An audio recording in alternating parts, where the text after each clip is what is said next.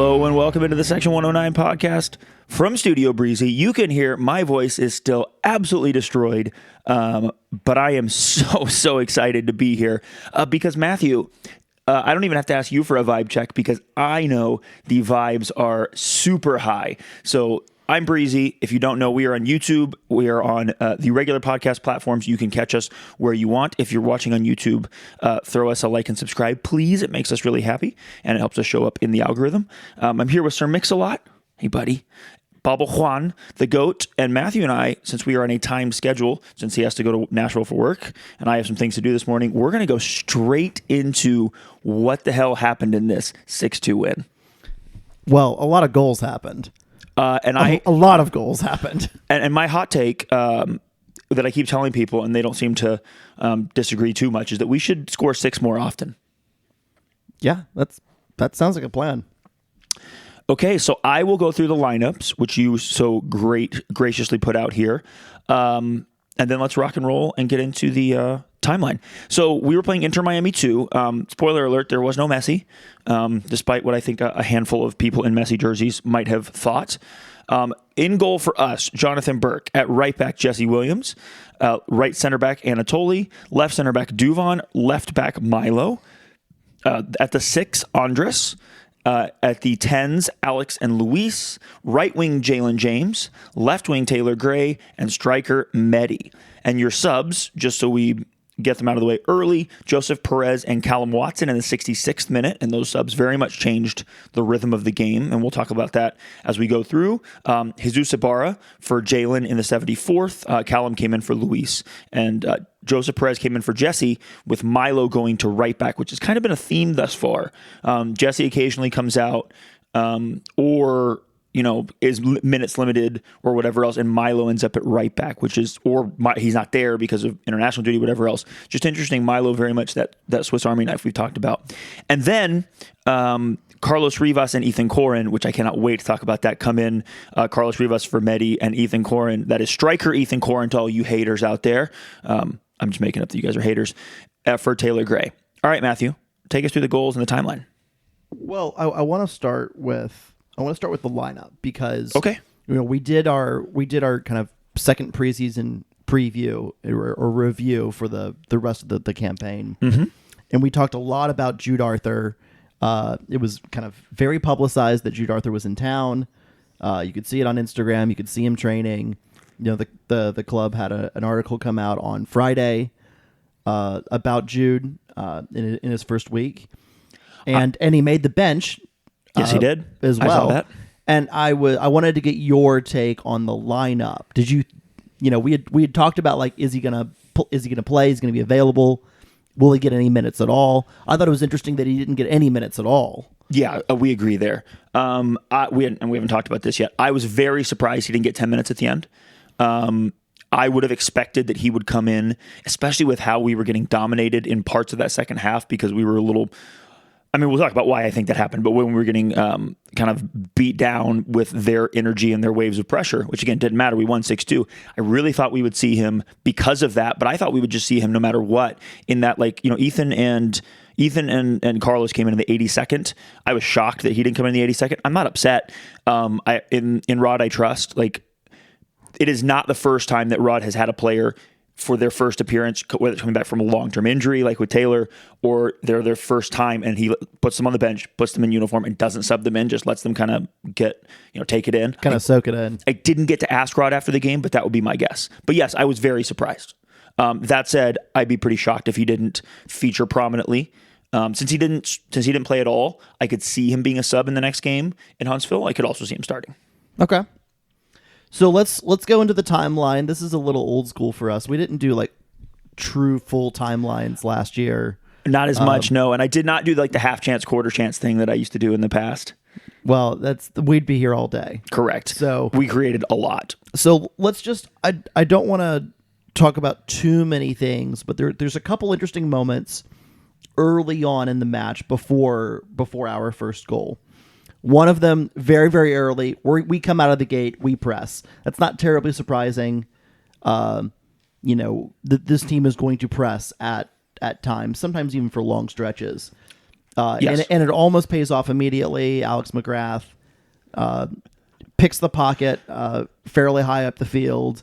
Maybe kick the shit out of him at the same time. Well, he picks his pocket, and then he also just, like the train, the Chattanooga Choo-Choo, he just runs that guy over right through his back after taking the ball, but just murders him. And look, it's a good call. It's not foul calls are not usually good, but it's a good call. But also, it set the tone a little bit because that was almost a tap in, and it also for me, and a theme in this is a lot of these guys are kids. There's some good players in this team, and I did a pretty decent roster analysis, I think, this morning on kind of who's playing for them and kind of what their lineups have looked like. But we'll talk about that definitely later. I mean, one of their most impactful, Miami's impactful players is 24. Yeah, but I did not go. Maybe you'll tell me. I didn't go a deep dive on their ages, but I went in their rotation and how much they're rotating. But I think you saw when we are playing well, the experience is palpable. You can see the difference in real pros versus first and second year pros. Yeah, I think that's fair. In size, in challenge, in stepping in front of the ball. I mean, Andres stepped in front of the ball to keep them from playing a bunch of times. Something that, we've complained about lacking in the last few seasons, not last few seasons, in seasons past. About that competitive thing where you step in front of the ball and you don't let them take a quick free kick. There's just there's some professional quote unquote things that it's good to see, and it's one of the difference makers for us. Including trucking that player and setting the tone early. Walk me through the Miami in possession is able when we're high up the field, they're able to win the ball and they're able to play real quick through the middle.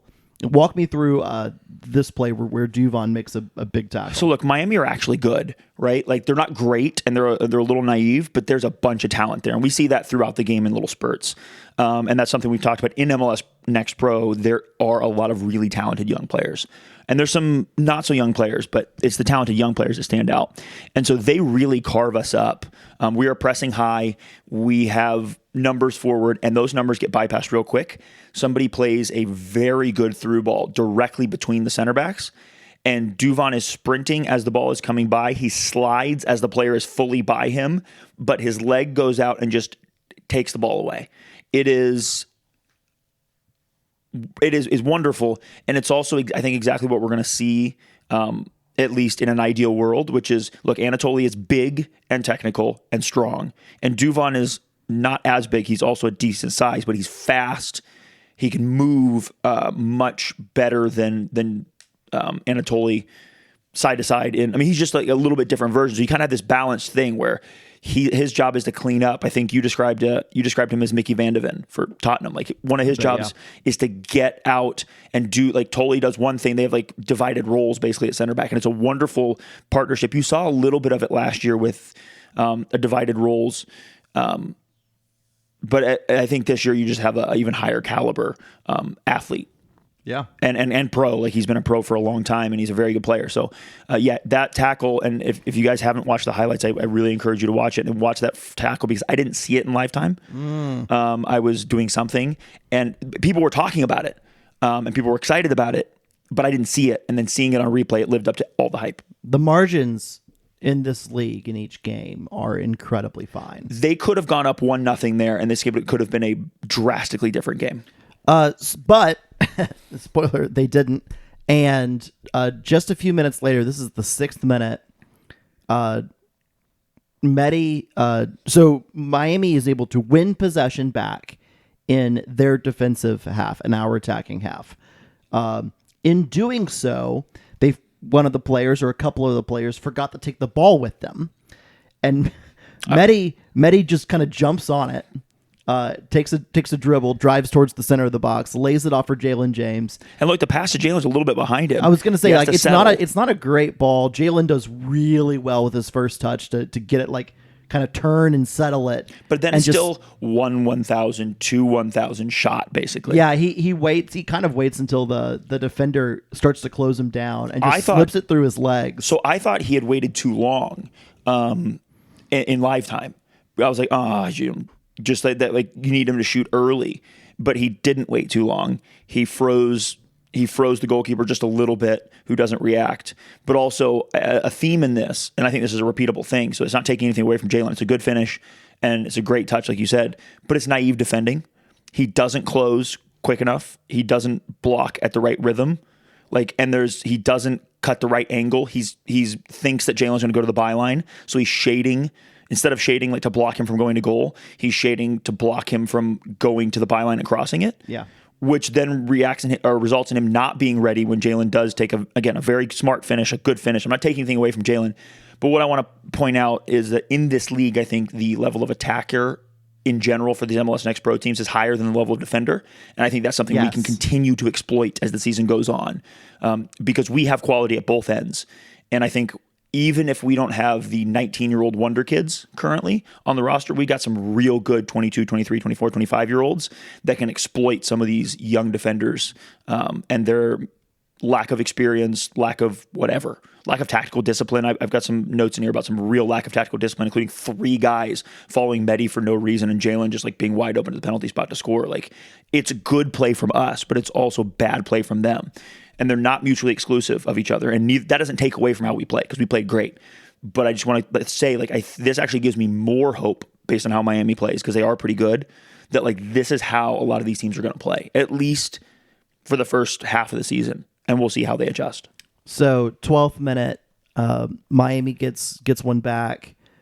This was a kick in the nuts. So this is in a period of CFC possession as well. And Andres is not able to control a header back from Luis Garcia Sosa. Miami players just first to the ball, kicks it past him, kicks it past Andres, and Miami's off to the races. And this is the thing I think we're going to see every now and then, that if we have a spell of possession, deep in our attacking area, the center backs are up at midfield, and we lose the ball, especially in the kind of way where we lose the ball going the other way. Mm-hmm. That's going to put that immediately put us on the back foot. And you've got, Anatoly and Duvan now, trying to hold a line, but also trying to drop to allow and slow things down and allow more time. And Miami just broke wonderfully bad well. Out of hell. Wonderfully well. And skillfully with good timing. So then you have a great ball out to the wing, and a great ball across for an easy tap in. No goalkeeper inside the 6. It's perfect. It doesn't get better than that for a counterattack. So the thing that's good and bad about it, it sucks, and it was a real punch in the dick, and it felt like, oh no, we've just let them get back in it when we were dominating. It's an unforced error on our end. I just talked about them being naive, and that being kind of our superpower currently, and our big advantage for this season. Look, it's naive from a combination of Luis and Andres between the header and the missed clearance. I just think as season goes on, we have to make sure we're not making those mistakes, because it's just a little bit naive from us in how to control that game and how to control that ball. And I don't know quite what should have been done differently. I don't want to sit here and be it should have been this way or should have been that. But there's something that can go a little bit differently in that exchange and in that little thing right there that doesn't turn the ball over there, and then they never get a chance. So I'm not mad about it. I just think this is showing that we're not in midseason form yet. We are also still in the beginning of our season, which gives us lots of room to grow. Go through this next period, if you don't mind. Sure. From minutes 12 to 25, and this is why it was such a dick punch, they absolutely got the confidence they didn't have. We shell-shocked them at the beginning. They were like deer in headlights. And as soon as they scored that goal, every one of them straightened up, no more head down, and they started beating our press regularly. They started Alex would push up one side and the player would check his shoulder, the number 10 or the number 8, which are both very good little players. I think they're both young, though I did not look up their ages. They might be a little older. Morales is 17. He's fucking good. He's real good. So God damn, he's really got to know he's 17. And that wonder kid, but you also saw his inexperience at times. But he started turning in and out. You see Alex on one shoulder. Alex is good at pressing. He would feel the pressure coming, fake like he was going to turn his body one way and pass it, and pivot, turn the other way, dribble out, and suddenly they'd have bypassed with 1 or 2 moves our 5 attackers that were pressing. They were regularly getting out in transition, and they had confidence. What does Rod always say? You got to put your foot on their neck, it's not quite, I'm making it a little bit more aggressive, but Rod says you can never give them hope. And we gave them hope there. So minute 12 to 25, it was a real problem. But in minute 26, we kind of like find our rhythm again and find some confidence. And look, CFC has 4 players in the box, and this was something I noticed all game. CFC had 4 players in the box. Milo crossed beautifully to Jalen, and the goalkeeper absolutely performed a miracle to save. But look, 4 players in the box was a theme, and we were crossing the ball both in the air and on the ground, and that's something I'll come back to later. But that was something that we haven't done in past years. We've not just crossed the ball. We've recycled the ball a lot in those, in the kind of horseshoe and done the horseshoe. And in this game, we did almost no horseshoeing. We were quick to get the ball in. And we weren't only quick to get the ball in because we were like, scared. It was a purpose and a plan because there were 3, 4, or 5 players in the box going towards goal, and it resulted in us getting goals, even though this one didn't result in a goal. Minute 33, a Miami player gets all riled up. It's either Morales or the other guy. It's the 8 or the 10. I can't numbers. So just real quick on the ages, Morales is 17. Montenegro. Morales was number 10. Morales number 10. Okay, he's fucking good. Montenegro is number 23, I think. Is what it's listed here. Let me check it. Make sure it's listed the same here. Montenegro is number 23. He's he's 19, and then De Abidal is that 8? Number 8. Who's number 8? Is number 8, and he's 20. He's 23. He went out with an injury. He might have been their best player. 8. He went out with an injury. He also lost his cool on Jesse Williams, which is what I'm going to get to right here. Interesting. So he gets all riled up for what looks like no reason. Like, to me, genuinely looked like a very clean challenge. Kind of Jesse swings his leg out. He gets the ball. It doesn't look like he gets contact, but he goes down like he's been shot. And maybe he gets clipped, but it doesn't look like it. And then like everything's done, and then he goes to the referee, and he's yelling at the referee, and the referee is like, "Hey man, calm down," essentially. And then he starts to walk away, and then he like beelines it for Jesse, like he's going to fight him after talking to the referee, which is not the order this normally goes in. And Jesse's like not doing. Anatoly comes in, kind of separates things. Referee immediately gives a yellow card, not to us because we kept our cool during this, which was good, and you could see the professional like stuff there. I keep coming back to. But him losing his cool there got a needless yellow card. He also came out later in the game with an injury to what looked like a rotator cuff or collarbone or something. He was holding his shoulder and not moving his arm.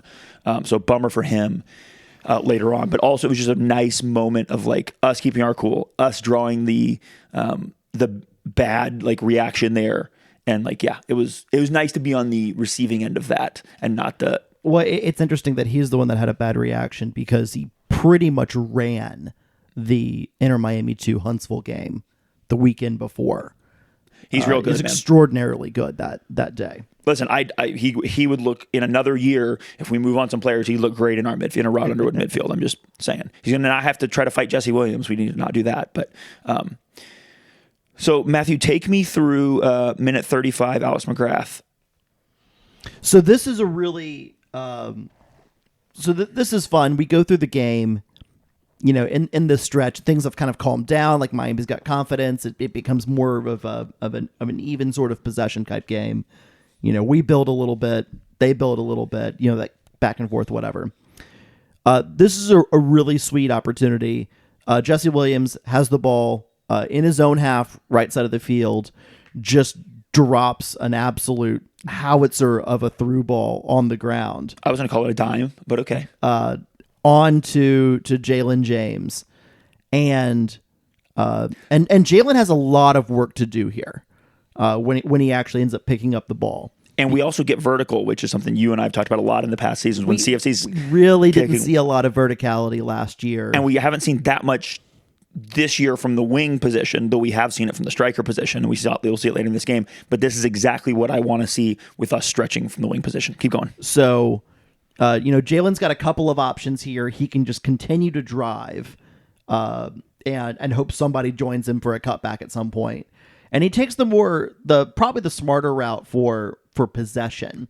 He drives, but not necessarily quickly. And he's kind of waiting for runners. He's like part like driving the ball, moving it into a better position to do something with, and also part, and also part like holding the ball up, although like not like back to goal traditional hold up, and what he's doing is he's just allowing Medi to get into position, for Taylor to come across and get into the box, and then for whichever one of the attacking midfielders is able to be there at all. So you have 3 options, and it's Alex McGrath that is the one that is there first.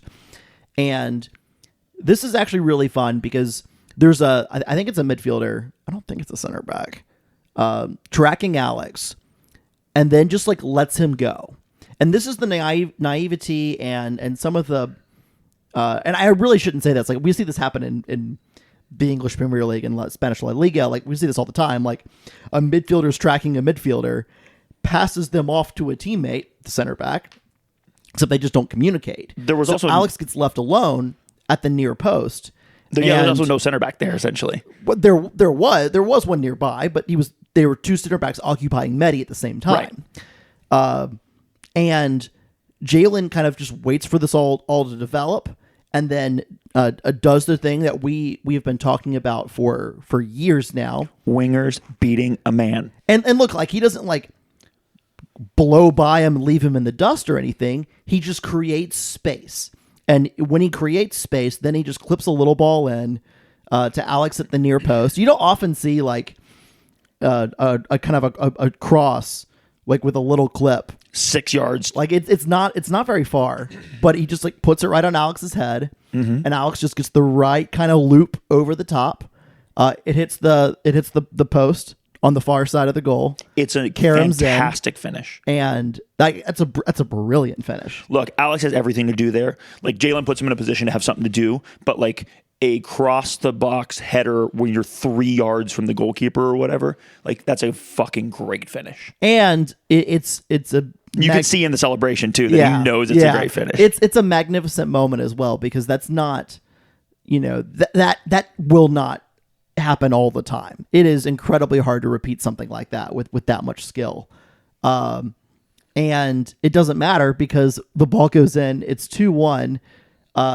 All that energy comes back now, and it's not long after that until it becomes 3-1. I want to point out here that it starts as a 3-on-4 and it becomes a 5-on-4 because our midfielders get to the box before their midfielders do, including Alex McGrath, which is good because originally on the run, when Jalen starts holding up, it's a 3-on-3. So like, we just kept getting numbers in the box, and this is a continual thing we'll see all game. And then when he beats his man, like, there's an idea which isn't to beat your man and then recycle, which I'm not trying to shit on recycling because keeping the ball is important.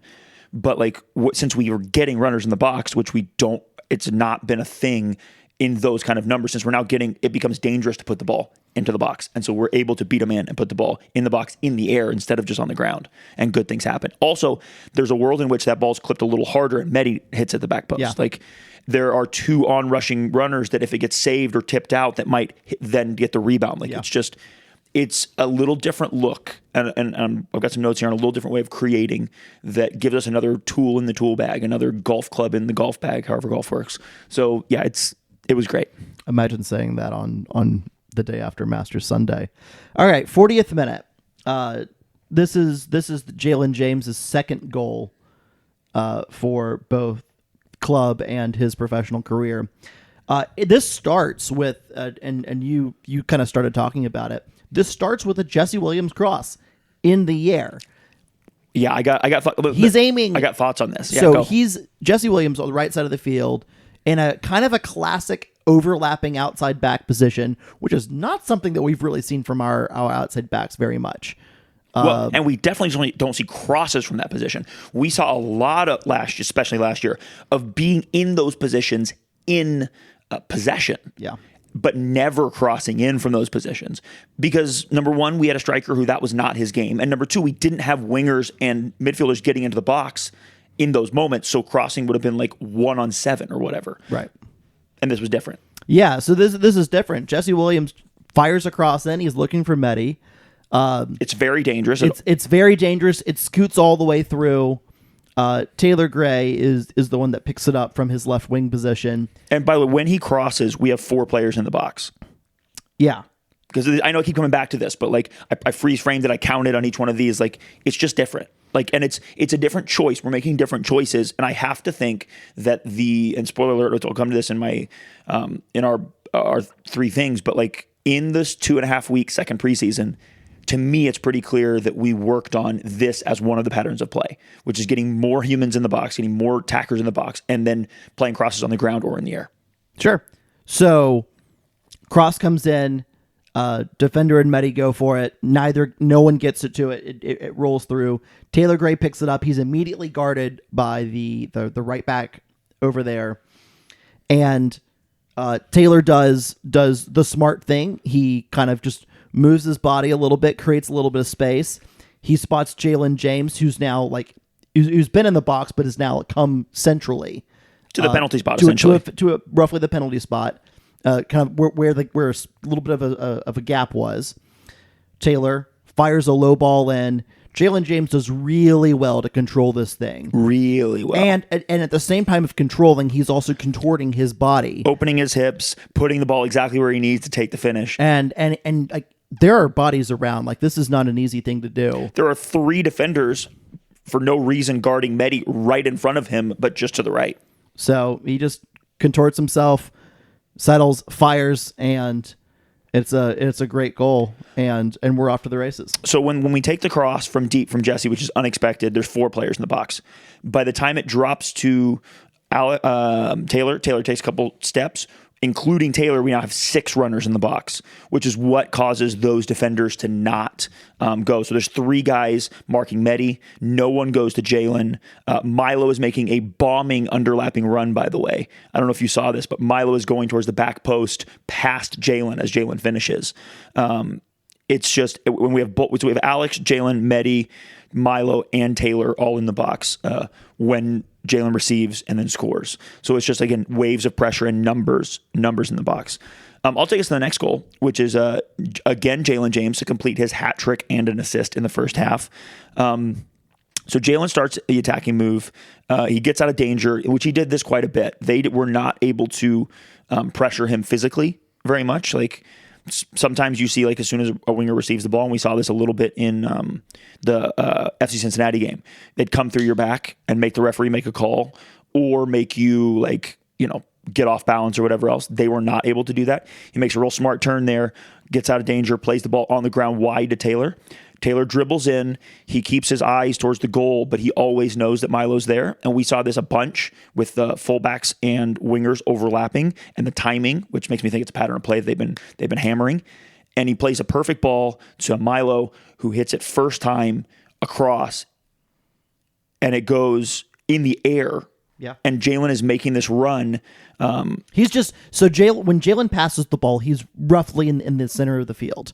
Yes, because when he turned out from his like mini hold up near midfield, he turns out and he drives and then he plays the ball out, and then he just continues his run down the center of the field, and pretty much just goes straight to the penalty box where he receives the ball for a header, or not receives the ball, where he gets the pass for a header and heads a bullet header in. Yeah.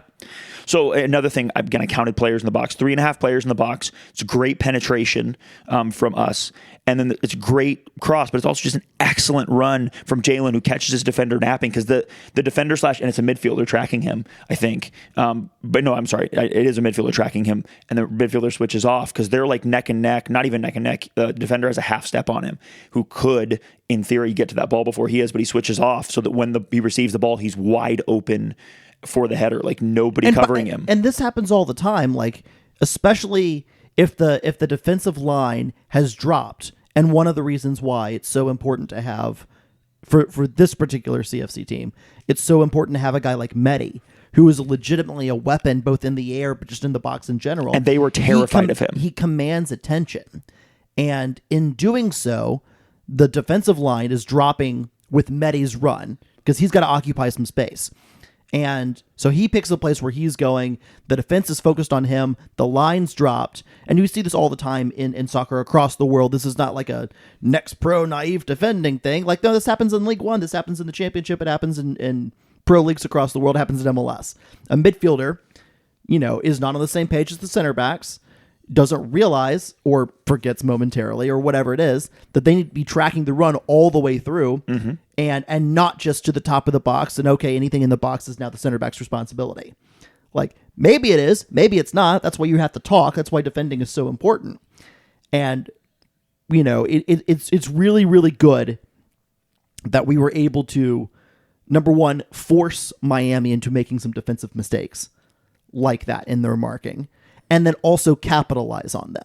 That's a goal that if we hit that cross on that overlap and Jalen makes that run and that's a finish that he's comfortable with, that's a very replicable goal. It's very good. And like that is a really hard one to defend. Unlike the prior one where 3 guys were on Medi, which was naive. And it's a great finish and it's a lot of good stuff. And we caused them to do that, but you don't want 3 center backs on one guy. This one, like it's just good runners, good movement, Medi occupying some space, and them not having the personnel or the ability to defend well. Yeah. Our press takes a lot of energy, and we go into this is going into halftime because we scored this goal at 45+3, and we come out, and it's the same thing kind of as NYCFC, who we played. We hit a lull, and I think it's energy. We had a big rebound after we got subs in, after JP and Callum came in, but we were under it for a while. We were too passive, but what I think is going on is that we didn't have the energy to press and do defensive possession. We were just kind of like waiting for some things to open up. And our midfielders, in my estimation, got a little gassed. And then the fullbacks got a little gassed. And like, it wasn't like we were like just dog tired, but we didn't quite have that extra spark that we had in the first half where we were first every ball. It was like we were then second every ball. So something I want to point out is that like as we go on, the center backs and sixers are going to be crucial in making sure we can press with numbers, and then they have to clean up things like Richard Dixon did the past few years.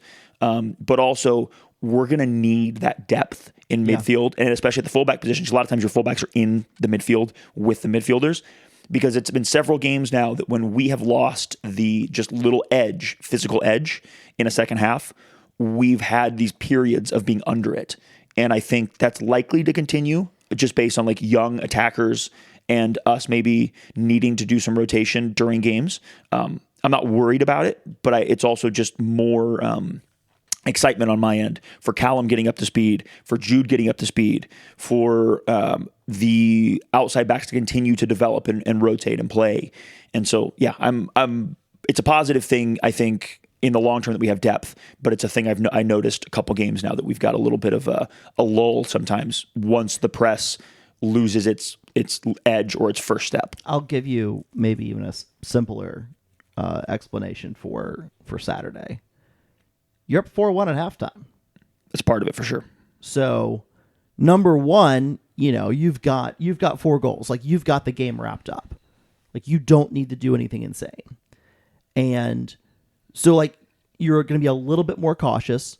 You're less likely to press because you don't really need to turn them over.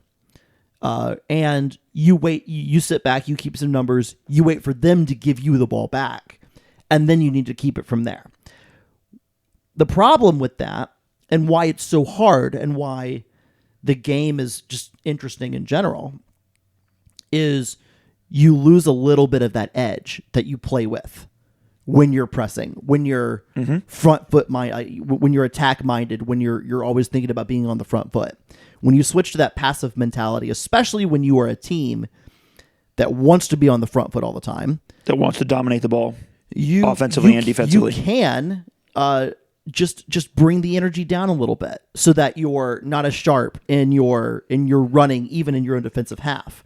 And situations like that, if you're not careful and not 100% switched on, and don't have that edge, you can play a team that's got some quality right back into the game. Oh, we saw it in this one. And now we go to the 59th minute. 59th minute. Look, they've had some waves of possession. They play a hopeful cross in, and look, Tolley and John Burke and the attacker kind of all run into each other. And it's a tough claim, but John does not come down with it. It drops. Nobody's able to clear the ball. They get the ball. They tap it in. Look, it's an unforced error on our end in a lot of ways, but also they deserved a goal after how much they had created over that period of time. I think if you looked at the XG, whatever it was from that period of time, like they had created enough little stuff to eventually get one. And it's within our control, so it makes me feel better going forward that we're going to continue to correct those mistakes. Something you wanted to add to that? No. So minute 70, John Burke performs an absolute miracle. They have a great play, little kind of backheel through ball that puts a player one-on-one with John from essentially the penalty spot. He hits a nice curler, and John reads it, goes wide, saves it. So little bit of, error, bad luck, whatever you want to call it, on the one before that. And if you think that is the case and that it's on him, I would argue it's a little bit on everybody on the one before. He absolutely pays back and redeems everything because he has no business saving that ball. It is an unbelievable read, save. And it was also one of those things that you saw immediately that gave us hope and legs when he saves that. And we go down and score right after that. And I'll let you take us through that. But that is it takes us from what could have been 4-3 and all the momentum Miami's way and us being crushed to us going up 5-2. So 71st minute now. We're in build-up. This is after the subs of Callum and JP. Callum replaces Luis in central midfield. JP replaced Jesse Williams, but moved to left back. Milo goes to right back. So this sequence starts with Milo. And Milo now just plays a ball, I think, to Jalen James. Or it was Callum, Milo Callum to Jalen. Jalen just sits, kind of holds the ball for a second. The defender... It's just a little give and go. The defender on Jalen is closing in. The defender that was near Callum moves to close down Jalen as well. A little 1-on-2.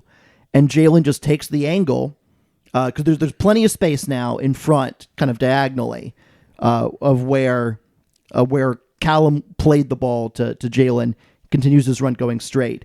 Jalen just picks the little diagonal between the defenders, plays a through ball out. Callum just collects it, and we start to go. This is those moments. If you think back to last year, and you think back to how, and even 2 years ago, you remember how hard it was at times to break down a team in kind of a mid block, just in the midfield. We struggled at times to break through, and when we did, especially early on, before teams just started sitting all the way back on us. When we were able to create some verticality and some forward running and almost like a mini transition moment out of the run of play and not on a counterattack. This is kind of one of those moments. Jalen slips the ball out. Callum's in all kinds of space, and Callum plays a through ball towards the corner flag. Yeah, it's into the right channel. It's not towards the corner flag, but it's into the right channel. But when I'm saying towards the corner flag, in the general direction of the corner flag, not towards the goal, but what it does is it destabilizes the defense. It lets Mehdi run onto it running through the channel, but Mehdi's not in on goal. Mehdi's out wide, but it opens up everything because it puts him into space. It pulls the defensive line back, and it allows Mehdi to then drive and do his thing. And it has a couple of center backs now knowing absolutely not what to do because Mehdi's off.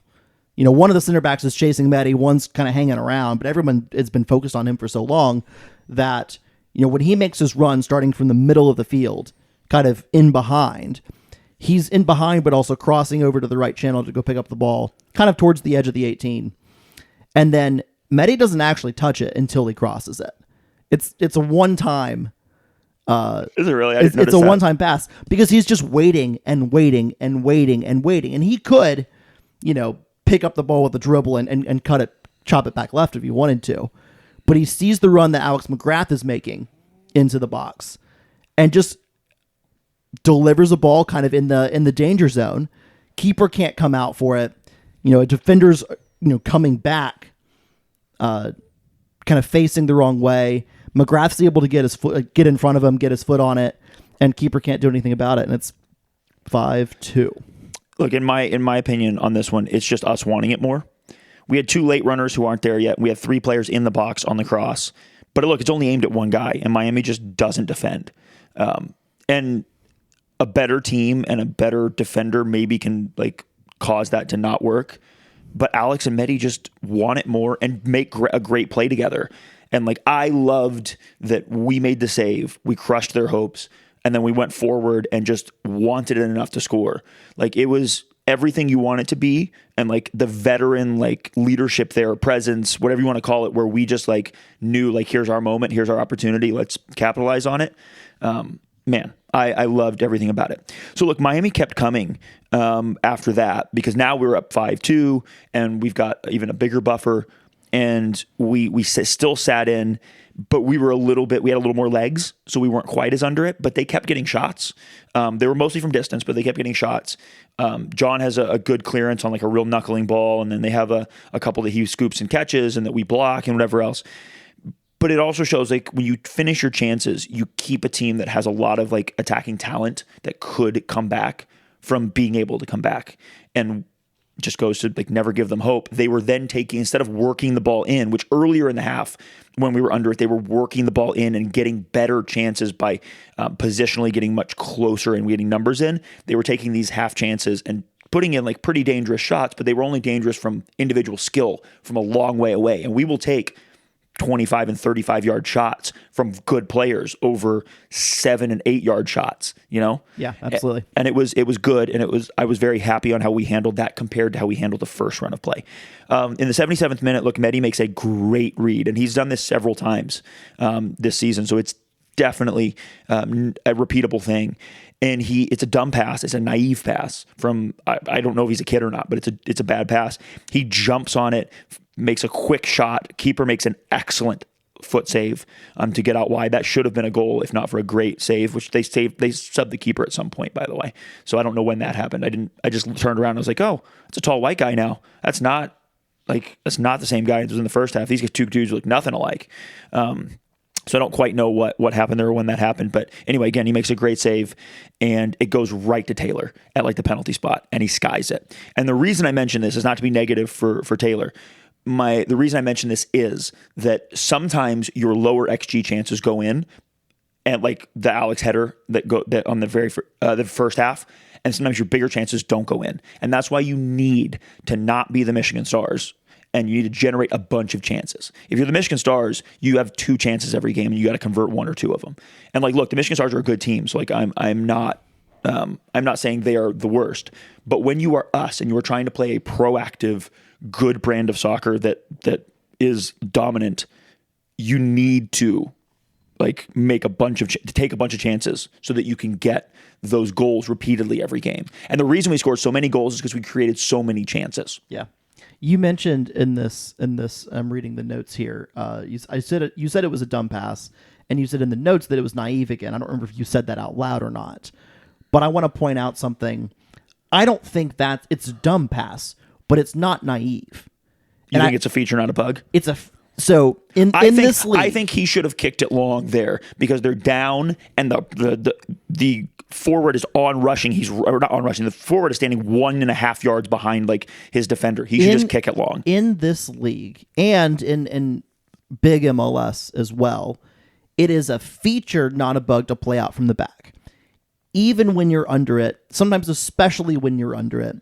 Wilfred Nancy's team for the Columbus Crew does this repeatedly. Tata Martino's Inter Miami does this as well. They play from the back. They think they are going to be able to be good enough with the ball in build up that they can just play through you. And if you're dumb enough to press in their minds and they can play through you, it opens up all kinds of space for their good players to do. We do this too.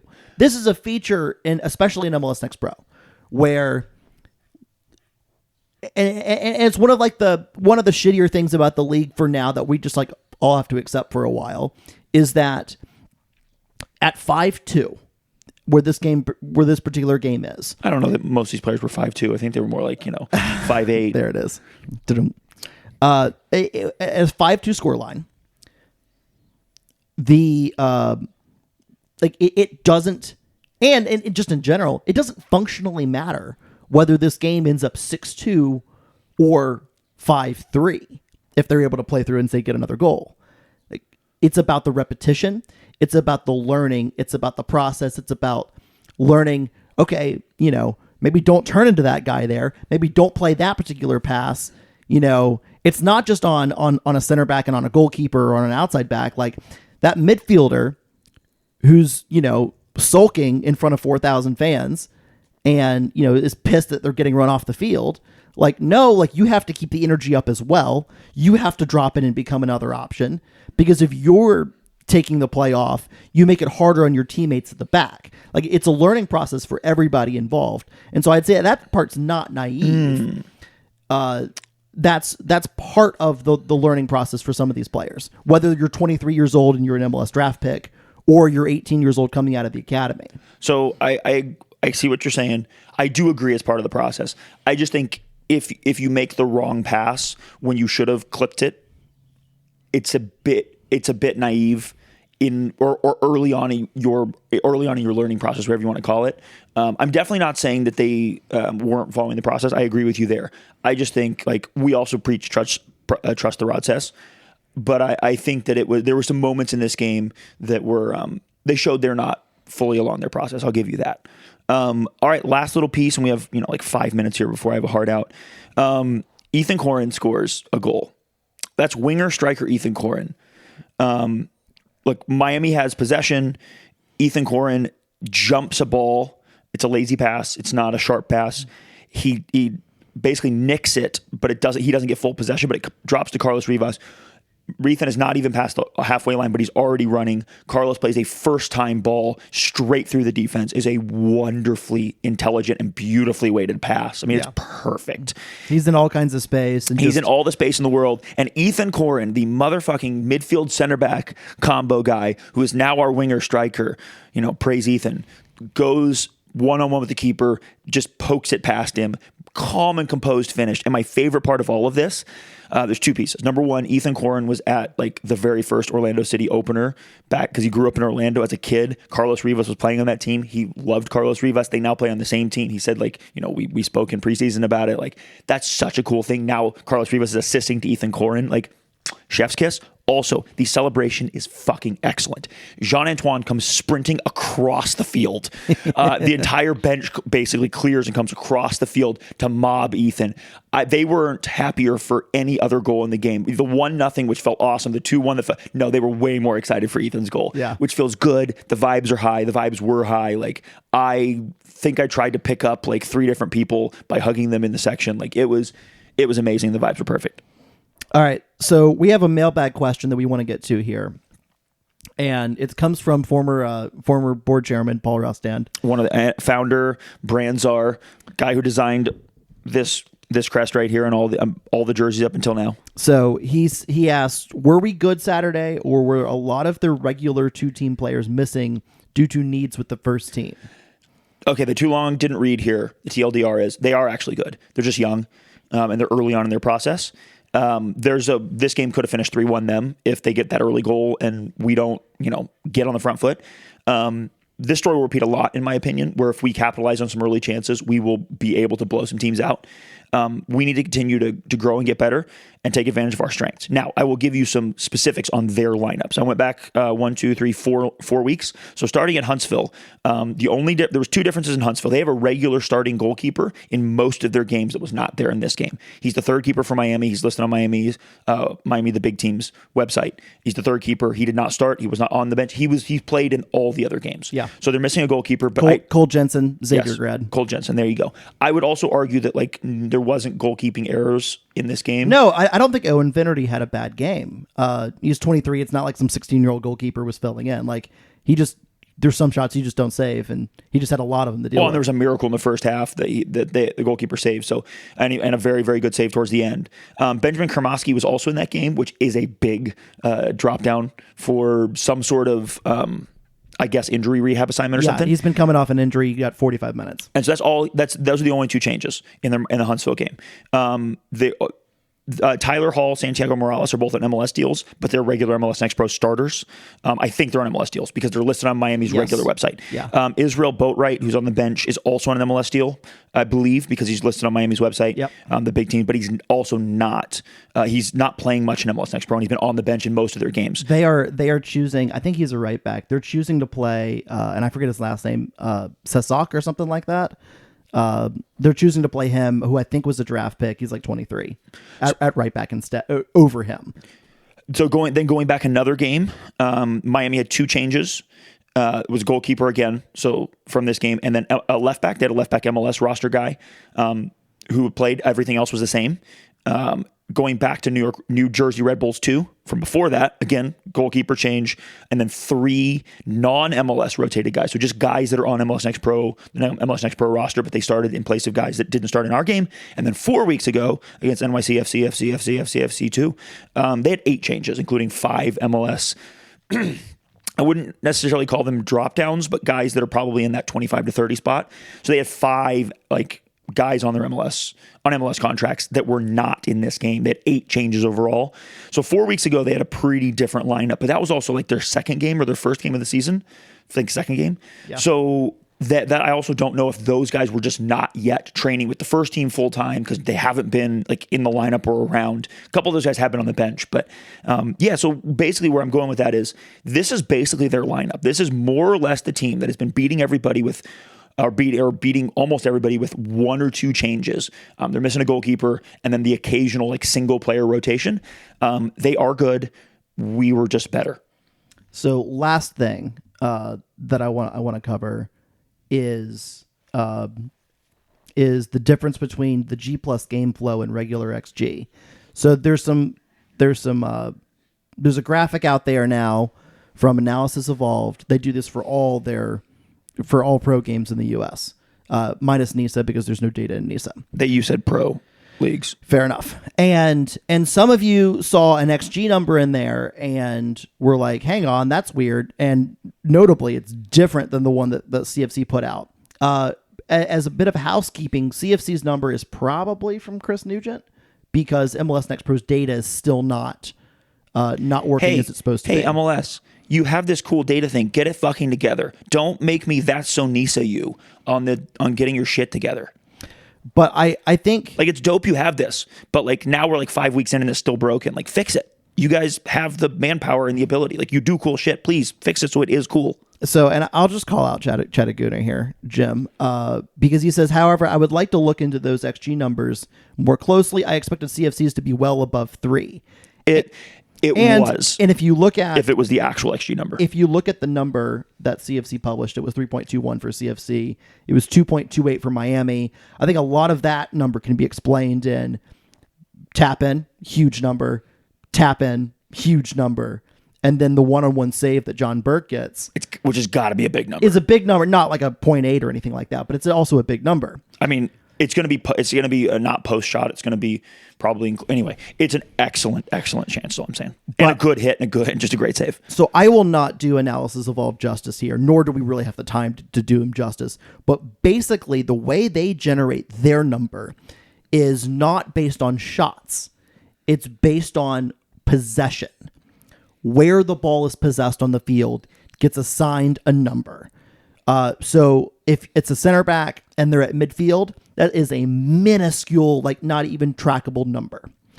If you possess the ball in the very, very middle of the 6-yard box, for example, as Alejandro Flores did for Miami on the tap-in, that number picks up 0.64.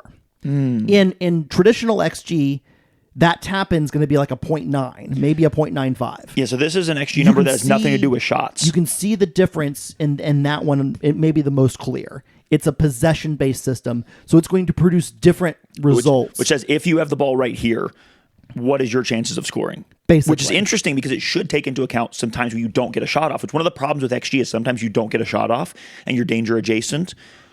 But it doesn't count in XG because you don't get any credit because you didn't get a shot off. Right. So that's very interesting. So it is not a 1-to-1 comparison for traditional XG. It is something interesting to look at. And currently it's the best data source we have. But know it going in is all I'm going to say. I'm going to blow through my 3 because I should have left now. Number 1, trust the Rodcess. Second preseason, progress was evident. We played more cohesively. Still work to be done, obviously, but very, very, very happy. That's what I wanted to see. Number 2, building on number 1. Fullbacks are very different versus the last 2 years. It's Medi in the box, plus Alex and sometimes Luis, and an off-winger arriving late. Those numbers in the box, I know I've hammered home this whole episode, is a different look, especially on the fullback and winger on-ball side combination play. So the winger and the outside back, Milo plays it a little differently than Jesse and Jalen do, Milo and Taylor do. But still, it's different than how we've played it in the past. They are continually combining and overlapping and trying to get to the byline as opposed to playing a triangle. Last season, we played with a triangle on each side with one of the 10s and then usually the winger and the striker, or outside back, winger and 10. We are not seeing as many triangles right now in this last game after the second preseason. And we did see us getting directly to the byline and putting the ball in, and it worked. We played crosses in the air. That's something we didn't do before. We're putting bodies in there, which we haven't done at this same rate. So does that mean that this is exactly how we're going to play all the rest of the season? I don't know, but it's interesting. Trust the Rodcess. Wide forwards versus wingers. Jalen, from what I've seen so far, is a wide forward, not a winger. Meaning he can do winger things, but he's a goal scorer and a forward. He could be a second forward. He could potentially be a striker, though he's a little undersized maybe to be a striker. But point being is this is a different profile. Personnel is policy. It's a different profile than we've had at the wing position. I love that. I have said for several seasons that I wanted to see a winger score and have a bunch of goal contributions, but score a bunch of goals. I wanted another goal-scoring threat. I was concerned this year, and look, it's one game and the preseason, so I'm not trying to put it all on Jalen's shoulders, but these are good things.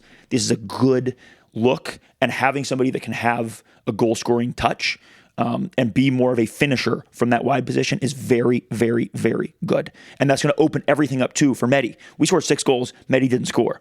That's not because Medi wasn't good. Medi opened it up and had some dangerous chances that didn't go in. But as our wingers score and as our midfielders score, then Medi will also have more chances to score and open up. So this is all good. Tiny bonus. The spine is coming together. Tolly and Duvon are starting to gel. Burke has settled in. Look, we need Jude to get in and make it hopefully the next step go forward, and maybe Jean comes back and starts starting again, whatever it is. But look, the passing is starting to be really good from the center back positions. The outside backs have already kind of developed and changed what they're doing, but the spine there, the goalkeeper, 6, and 2 center backs, I've seen progress every game in my opinion so far, and I hope we keep seeing that, because if those 4 players play well, we're going to be hard to beat no matter what the rest of the team does. Okay, I don't actually have like 3 things written down, but I'll give you a couple of interesting points. Number 1, you started it. Neither Medi nor Taylor Gray scored, and we still scored 6 goals. That's incredibly good. I think a lot of this team is going to be built around scoring by committee. Medi's the 9. He's supposed to lead the line. He's supposed to get the lion's share of the goals, but I think goal contributions are more important than just pure goals. And Medi's up to 3 or I guess 4 now with a hockey assist on earning a penalty. Taylor is up to with an assist and a hockey assist. Taylor's now up to like 5 goal contributions. Alex has got 4. Jalen's got 4 in literally one game. That is, by the way, the first 3 goals of Jalen James's career as a pro athlete. Great fucking start. Obviously it's like the 5th, it's like the 28th hat trick in MLS Next Pro history. I think in the 3rd year of the competition or whatever. It's like the 5th one that's happened in the first half. Listen, it would be the goal scoring performance of the week if some other asshole didn't get 4 goals. But anyway, leave it alone. Yeah, and so my only other point, and this might be like a little bit interesting. Goals, we've seen there was 10 goals in the Red Bulls Chicago Fire game. Goals are going to happen in this competition. Everyone's got some top end talent. Everyone's going to be able to create something here or there. I think all these goals are great and it's important and we need it and we need to continue to progress in that arena. But defense is going to win championships. Bingo. And in this league especially. In this league. And we saw this in the playoffs last year with Austin FC, who mostly bunkered and countered their way to a championship, despite not being a relatively high seed. We see that in knockout tournaments all over the world, too. When it comes time, we'll have to be able to lock down and not give away the cheap shit. And win 1-0 if needed. So the mistakes that led to that existed for both of Miami's goals, they need to be cut out. A great 6-goal performance is fantastic, and especially this early in the season, like those are the mistakes you can work on and you can fix. But the long view is, we need to be a team that doesn't make mistakes, that doesn't make it easy for the opponent, because ultimately our goal is to win something, is to win a trophy. Now, I don't mean like the podcast is changing its goals all of a sudden, but like that's the goal. We want to win something. We always want to win something. And don't forget, in this incredibly offensive league, don't forget that the defense, the spine, is how you get it done in the end. Mm-hmm. And it was the strength of last year's CFC team, by the way, which was the best defensive team in Nice's history. Yep. And look, it wasn't necessarily our spine making mistakes all like this whole season to allow goals or whatever else. So I don't think you or I is saying like, oh, the spine is bad. I think you and I both agree we have some serious talent and room to grow with that talent in that spine. That spine has the highest ceiling of any position, of any like position group. And so I think you and I are just going to put a lot of weight on that coming good. Last thing I'm going to say, game against Huntsville this weekend. We're pretty high in the Eastern Conference table right now. Huntsville's pretty low in the table. They consider us a rival. It's going to be a big deal for them. They desperately need points. It's a huge opportunity for us. They fired their coach. They're pretty talented.